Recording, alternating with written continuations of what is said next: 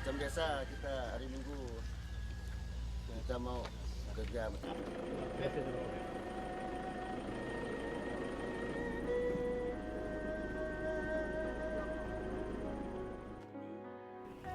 Nomor satu,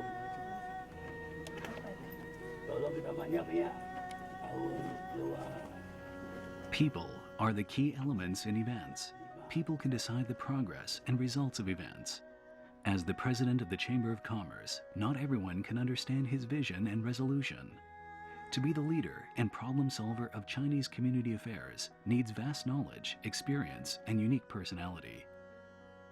Through the methods, means, and results of his decisions, we can tell he has a special leadership style. Therefore, to review how he's dealt with things in the past, his interpersonal relationships and experiences can help us probe into his leading ability. We will find out that President Tan Sri Dato' Loh Nam Hui is a typical, unique leader. It's not easy for me. I work very hard, so I can achieve something today. I came to Nanyang when I was 12 years old. In 1929, during the First Great Depression, the price of rubber and tin in Kuala Lumpur, Malaysia had hit bottom. Loh Nam Hui's father, Loh Hin Ba, was unemployed. After serious consideration, he decided to bring his relatives in China over here to do business together. Loh Nam Hui and his father Loh Hin Ba lived in Songa Kraon Ampang, Kuala Lumpur. They only had a crude thatch cottage, but this happy family of three planted vegetables, raised fish, and pigs here. I was born in 1918, so I was 12 years old in 1929. I came to Nanyang, went to school at age of 12, started studying at age of 13 years, went to public school, also an old-style private school. Loh Nam Hui was sent to an elementary school at Ampang. Every day on his way to school, he would bring some vegetables and sell them to the local greengrocers on the street. With 4 years of study in the old-style private school in Chinese hometown, he caught up with other classmates quickly, except English. He disliked it because he thought it was a foreign subject. At elementary school, he failed his English, but was a top student in Chinese. Because of his dislike for English, he thought he could learn more in the old-style private school, and it was more practical. After getting approval from his father, he transferred to Peida Private School and learned from teacher Bao Hanqing, the young scholar in Ampang. The tuition fee is 5 cents every month. Although there are more than 40 students in the class, according to each student's level, Mr. Bao can give individualized instruction. He allowed students to choose their courses. Studying in Peida Private School was a critical period in Loh Nam Hui's life. During those 2 years, he read classical Chinese books and also learned new courses of abacus training and commercial bookkeeping. So he can calculate the quantity of building materials for a thatched cottage and the amounts of fertilizer and water for every acre of vegetable field. Tales from the children's knowledge treasury taught him to analyze, determine, and estimate. He used these abilities to tackle special issues in his life. His point of view is different from average people. To me, what's important is to be able to make a living. Those 2 years of studying is the foundation. I'm good at using abacus, arithmetic, letter writing, and accounting, all in 2 years. On one occasion, he heard from his friend that vegetable prices were better at Central Market, Kuala Lumpur, which was 8 miles away. He realized this was a rare opportunity. Therefore, he harvested 2 baskets of vegetables in the field at 5 p.m. every day, then walked 3 miles to Xinba, staying overnight at his friend's house. About 2 o'clock in the morning, he woke up his friend and walked together 5 miles to Central Market. His hard-working attitude touched those adults who came to buy vegetables. Normally, he could sell out 2 baskets of vegetables in 1 or 2 hours. He walked the same route every day tirelessly and sold vegetables like this day by day. Even when there was no harvest because of storms, he still wore bamboo hats and a raincoat, carried his neighbor's vegetables to the market, and earned wages as a porter. He never took a day off, even when he was sick. Carrying vegetables when I was 15 years old. It's not a short distance. From Sungai Krayong to Kuala Lumpur, 8 miles. 100 caddies. I carried 100 caddies when I was 15.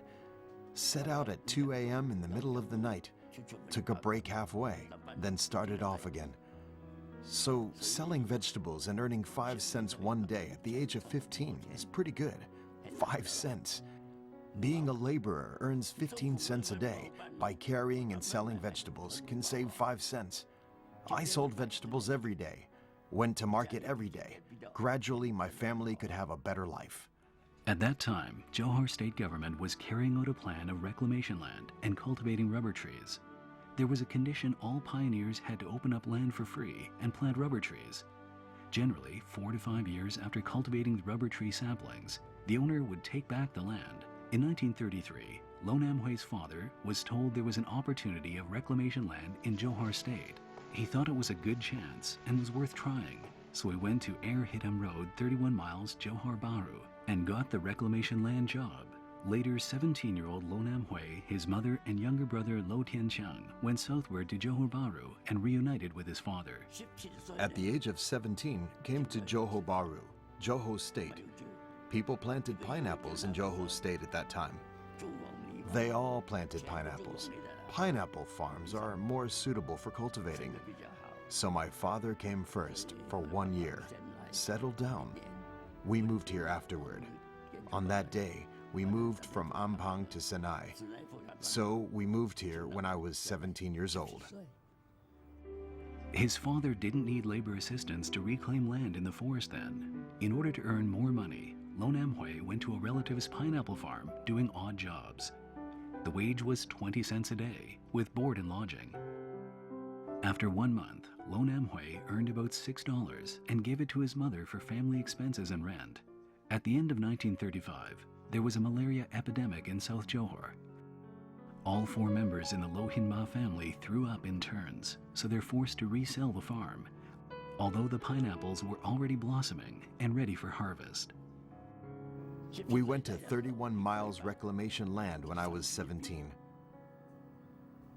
After working here, we were infected with malaria.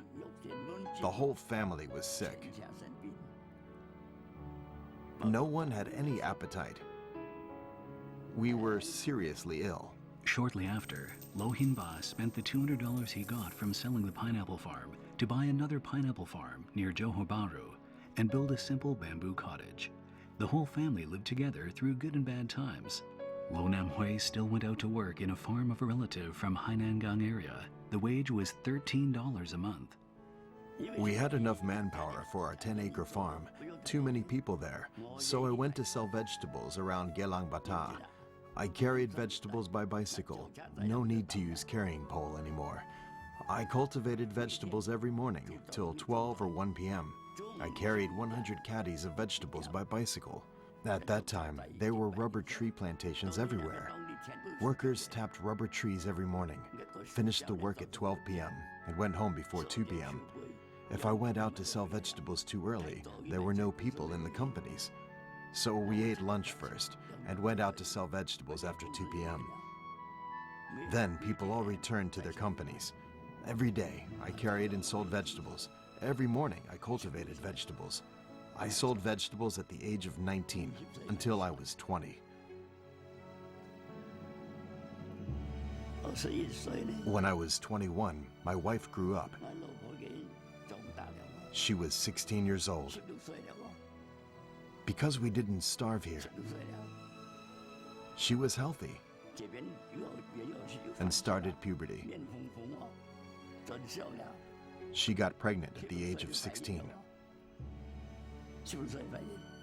She was pregnant, so I decided to move out. I wanted to start a small business. With the whole family reunited, 20-year-old Lo Nam Hui wanted to leave home and start a business. Finally, he rented a store in Pekananas. The rental was $7 a month. He opened Maufad grocery store and began his entrepreneurial career. We started a business in Pekananas. At that time, we didn't have a car. My wife sat on the back of my bicycle. She was pregnant. I rode the bicycle for 21 miles. In September 1939, my son was born. I became a father. I was 22 years old. He never bought any lottery ticket before, but his friends asked him to put money together, and he agreed. They won the big prize, and everyone could get more than $200. His wife Achai gave birth to their first son shortly after. They named him Kwek Hin, wishing China a prosperous future. My business was going well because we had a good relationship with neighbors. In August 1940, my friends in the neighborhood came to me. I never bought any lottery ticket before. The owner of the pharmacy asked me to buy the ticket together. I said I never bought one before. She said we can buy together. We bought 4 tickets, spent $4. Each person paid $1. She paid $1. 4 people bought 4 tickets. And we won. The Chinwu Athletic Association won. Each of us got more than $100. It made a big difference for my business. We used $120 to start our business. Then we had these extra $100. We sold more products, and business went well. I already had a very successful business in 1941. So many things to do. I was very busy, so I decided to hire some workers. I made a successful business, but the Japanese were invading. When they came, on December 8th, 1941, the Japanese bombarded Singapore first. As early as 1937, the Lugo Bridge incident occurred in China. Overseas Chinese in Southeast Asia already fundraised for the war of resistance against Japan. The leader of Chinese associations in Johor Bahru, Dato Wong Shifan, took the lead in a fundraising event on January 11, 1938, to assist China's war of resistance against Japan. Nam Hui donated generously. Since then, I started to join the work of resistance against Japan. I wanted to save my country, save China, also to support the war. Nam Hui just started to live a better life. In order to protect his family, he took his family hiding in the Gunung Pulai near Pekakanas. Can't do any business at that time. I closed my business. On February 1st, 1942, the Japanese occupied Johor State. Nam Hui witnessed the Japanese army rape girls in the village. He wanted to stop them, but the Japanese soldier kicked him down and warned him by pointing a gun to his head. But somehow the Japanese soldier didn't shoot him and just chased him away. Japanese army went there, caught every girl they saw, and raped every woman they saw. I saw that. I didn't make that up. Some girls are still virgins. Only 17 or 18 years old. I saw them screaming. I saw these barbarous Japanese. I wanted to stand up for justice. So I decided to join the war of resistance against Japan. That's how I started to fight against the Japanese.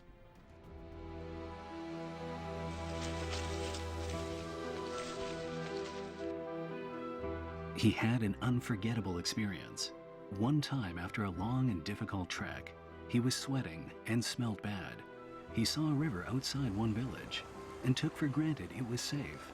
He took off all his clothes and jumped into the river to take a bath. Unfortunately, Japanese soldiers nearby found him. The Japanese started shooting. He swam away without hesitation and escaped into the mountains with no clothes on. He ran in the forest naked, Japanese soldiers chasing him. He ran to the enclosed wall of a farm and found an opening on the lower part of the wall. In desperation, he climbed through the opening without thinking and fell into a pit to trap wild boars. His legs stuck in the mud deeper and deeper. He thought, "I finally escaped the bullets of the Japanese soldier. I didn't want to die in this trap full of sharp bamboo." With the strong will to survive, he he grabbed the wall with all his strength, held up his body, made a Herculean effort to climb out of the trap. He ran and hid in the forest. That night in the forest, he was naked and got bitten non-stop by mosquitoes and insects. The pain all over his body made Lo Nam Hui extremely nervous. He was panic-stricken at the time. He hid at the riverbank one day and one night until he heard the cries of children. He walked out. They helped him find clothes, and then he tried to contact the anti-Japanese army because witnessing his people be humiliated and identifying with China from his childhood, he decided to join anti-Japanese organizations. December 1st, 1942, the People's Anti-Japanese Army was founded in Para. He joined that organization without hesitation, a member of the 4th Team. I became famous in the war of anti-Japan. The Japanese knew my name. They knew me. They knew this place, and my name, Apao. I didn't use this name at that time. I was called Apao. Apao is a local member of anti-Japanese army. The Japanese found out where I lived and surrounded my house. I was surrounded. I knew it's dangerous, so I dared not live at home. I went to hide in the mountains. I told my mother not to live here after I left.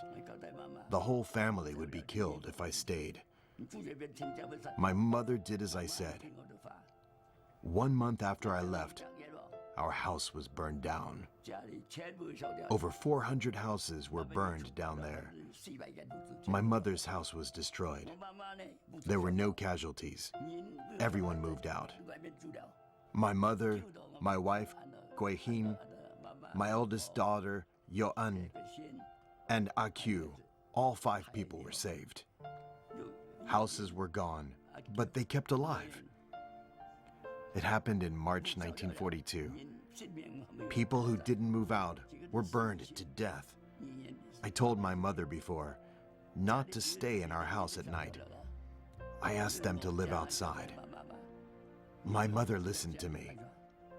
Many other people were burned to death. Houses were all burned down with people inside.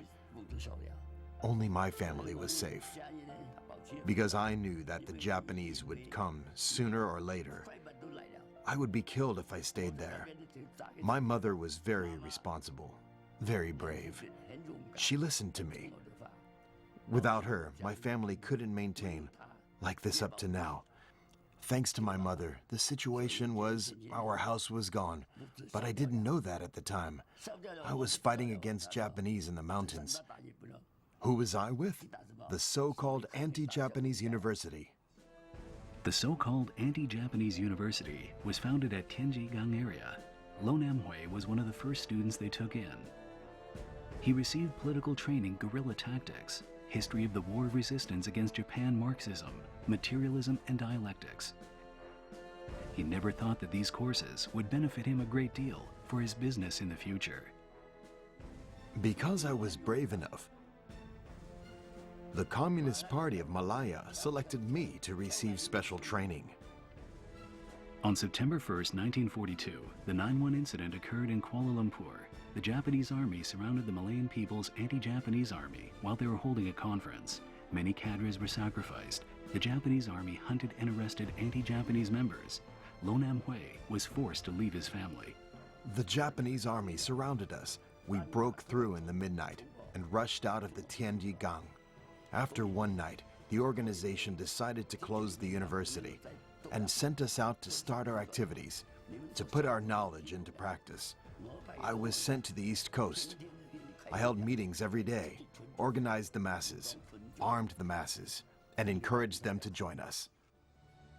Because he studied hard and was responsible at work, and also had outstanding performance in training new members, he gained the superior's recognition.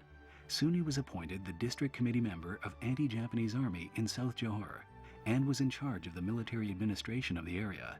This was his first important leadership mission. At that time, anti-Japanese was all the rage. Everybody resisted the Japanese, but I really enjoyed my job. I went to a place and informed the cadres the time and the place they needed to get ready. and gathered 30 to 50 people.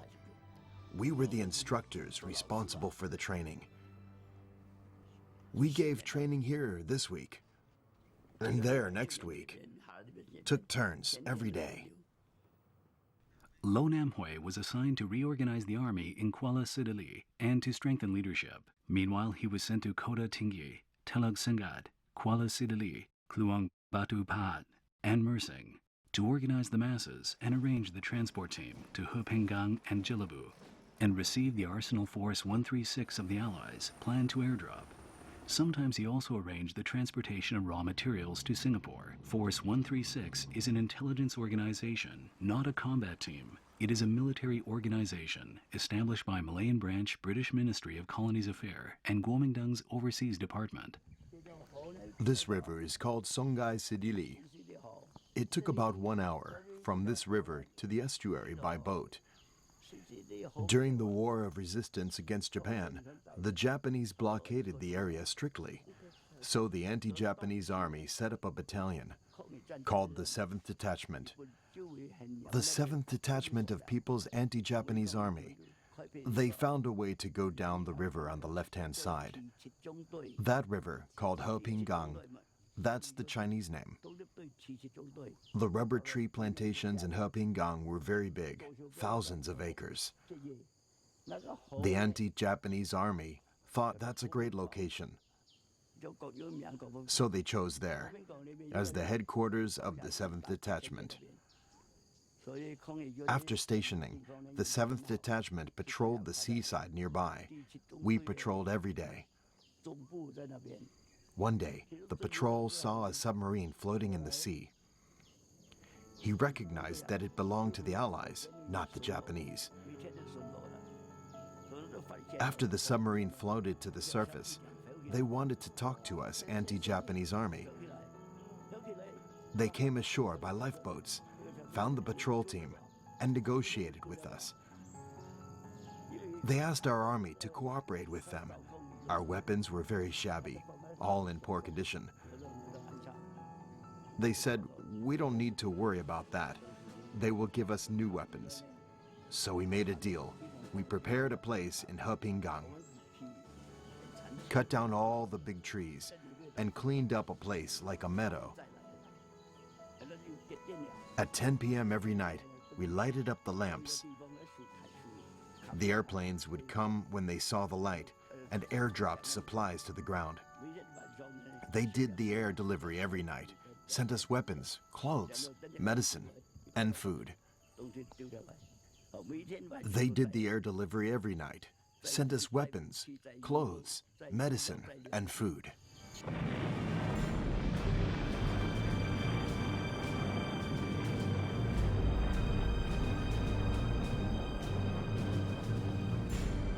In 1945, the USA dropped atomic bombs on Japan. Japan announced unconditional surrender to the Allies.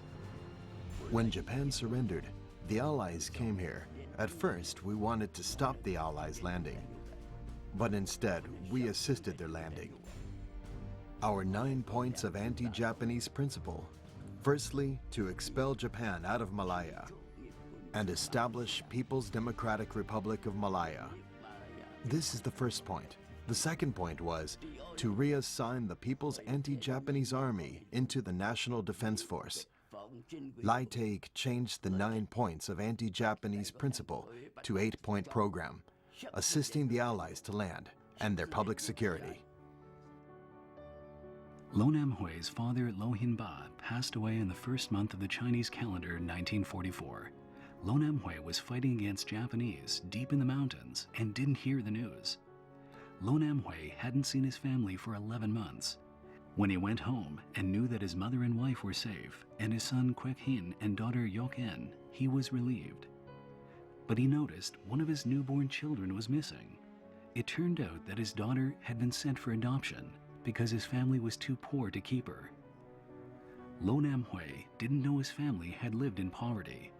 For his own passion of anti-Japanese, he let his family live a miserable life. Lo Nam Hui felt very vexed and confused between the terrible situation of his family and the anti-Japanese activities. He faced totally different thoughts and choices.